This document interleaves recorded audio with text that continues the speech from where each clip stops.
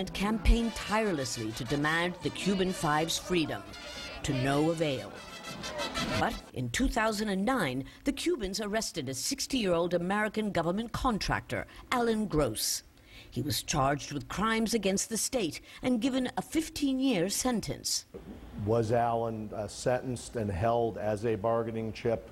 I can't say, but I will say what was apparent to me from the beginning when I first sat down and talked with the Cuban government, and that was that there was no possibility that Alan Gross would be released by Cuba unless the United States satisfactorily addressed the situation of the then so-called Cuban Five. That seemed out of the question until 2 years ago, when the Obama administration, under increasing pressure from Latin American leaders, began to secretly seek better relations with Cuba. Pope Francis helped facilitate the negotiations in which Cuba demanded the release of the spies as a condition for moving forward.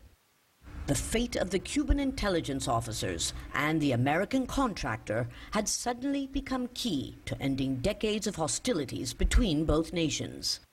But for the release of Gerardo and his colleagues and the release of my client Alan Gross, there would have been no change in the relationship.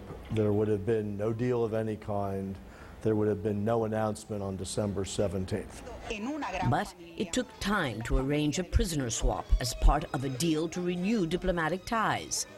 Both sides had to make gestures of goodwill, and conceding to Cuba's long-standing request